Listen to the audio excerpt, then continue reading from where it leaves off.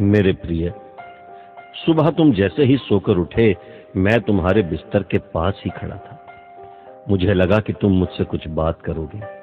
तुम कल या पिछले हफ्ते हुई किसी बात या घटना के लिए मुझे धन्यवाद कहोगे, लेकिन तुम फटाफट चाय पीकर तैयार होने चले गए और मेरी तरफ देखा भी नहीं। फिर मैंने सोचा कि तुम नहा के मुझे याद करोगे, पर तुम इस उधेड़बुन में लग गए कि आज तुम्हें कौन से कपड़े पहनने हैं।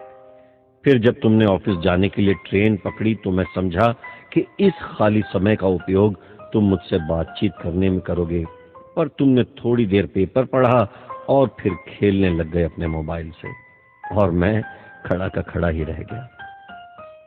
मैं तुम्हें बताना चाहता था कि दिन का कुछ हिस्सा मेरे साथ बिताकर तो देखो, तुम्हारे काम और भी अच्छी तरह से होने लगेंगे, लेकिन तुमने मुझसे बात ही नहीं की। एक मौका ऐसा भी आया कि जब तुम बिल्कुल खाली थे और कुर्सी पर पूरे 15 मिनट यूं ही बैठे रहे, लेकिन तब भी तुम्हें मेरा ख्याल नहीं आया। दोपहर के खाने के वक्त जब तुम इधर उधर देख रहे थे, तो भी मुझे लगा कि खाना खाने से पहले तुम एक पल के लिए मेरे बारे में सोचोगे, लेकिन ये भी नहीं हुआ।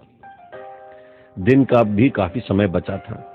मुझे लगा कि शायद इस बचे समय में हमारी कुछ बातचीत हो जाएगी, लेकिन घर पहुंचने के बाद तुम रोजमर्रा के कामों में व्यस्त हो गए, और जब वो काम निबट गए तो तुमने टीवी खोल लिया और घंटों तक टीवी देखते रहे। देर रात तक कर तुम बिस्तर पर सो गए।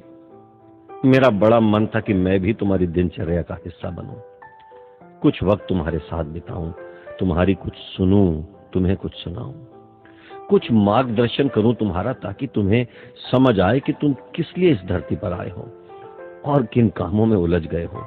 लेकिन तुम्हें समय ही नहीं मिला और मैं मन मार कर ही रह गया।